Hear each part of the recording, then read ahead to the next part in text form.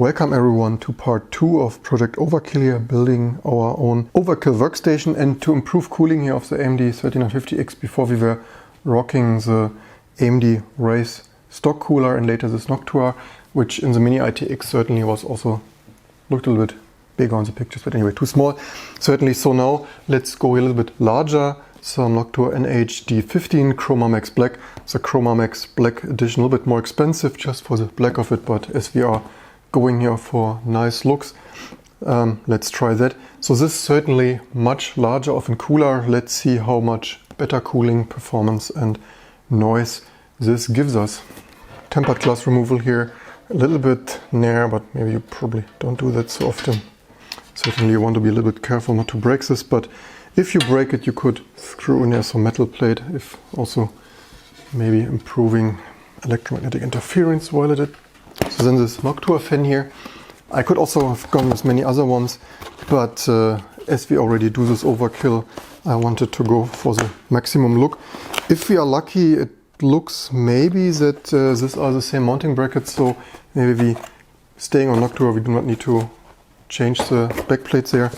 Also packaging, why vendors do you need to still put foam in there? Also there's more foam, really. Why for a fan? Fridays for future, right? And yeah, why? Please don't do this.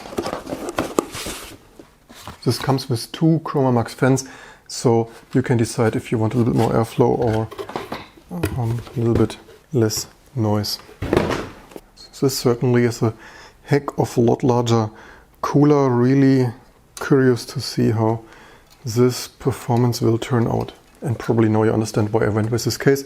Actually, with this supersized fan, we actually need most of the clearance there, so much to cutting this pipe. So yeah, there's where the cooling head is going to.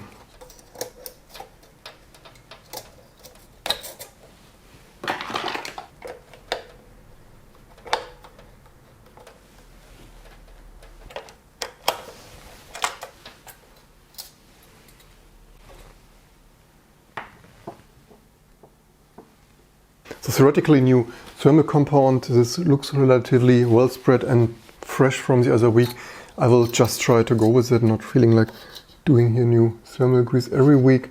So let's see how it works out with the pre-existing one there. But certainly if thermals are not optimal, then we want to renew that. Yeah, this certainly uses each centimeter here of the available space. That certainly explains why this tempered glass is standing out there that much. Now trying to get the fan back in there. Which direction was this? Probably.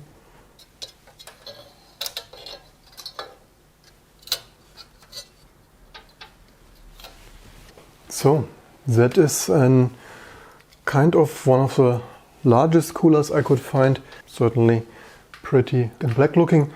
Let's turn it on temporary anyway until I get here some extension with some power supply next to it, just for the thermal and noise test run before we order more stuff to improve this any further.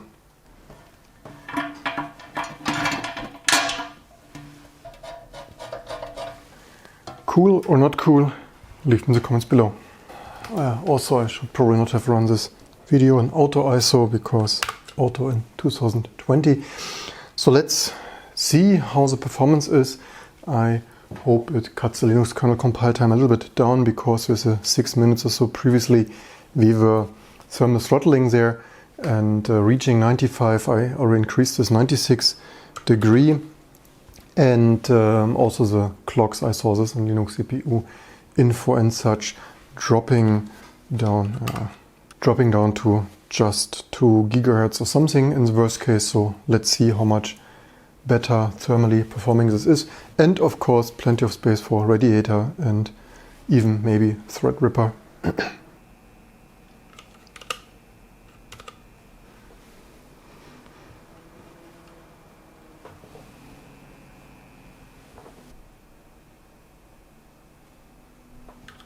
So I will build the very latest kernel, 5.4.11 or something, if the upstream Linux kernel developers did not update something over the night.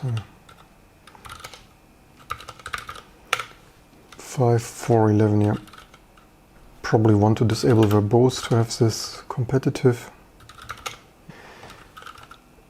So not that we are frame buffer scroll limiting the build.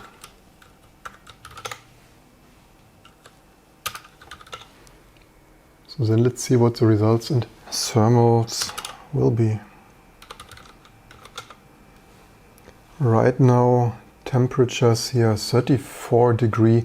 Even with some load already, that is already much better than it was before we were idling at that, and certainly not with some load. Of course, in the Linux kernel compiler in the beginning, as per usual, not yet fully loading the cores. Starts more, so 4.1, let's see, even 4.2 nearly. With some internet search previously I found already that this is not reflecting the turbo boost frequencies, because apparently is read and signaled with some special machine-specific registers, there, MSRs. So yeah, unfortunately, maybe something to look in another day. But so far 4.2 with some 72 degrees. Of course, this is much better before we hit 96 degrees rather instantly, and then gradually at the end of the kernel compile throttle down, obviously.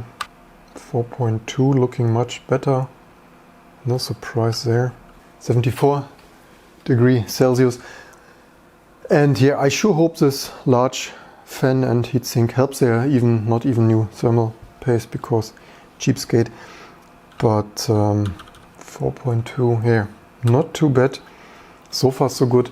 And also, of course, this improves fan noise, because with the thermal mass there of this massive heatsink and such, the temperature is not fluctuating as much with load, so also much improved thermal. So obviously air cooled, I use this, but that is also not a surprise, given there is a fan.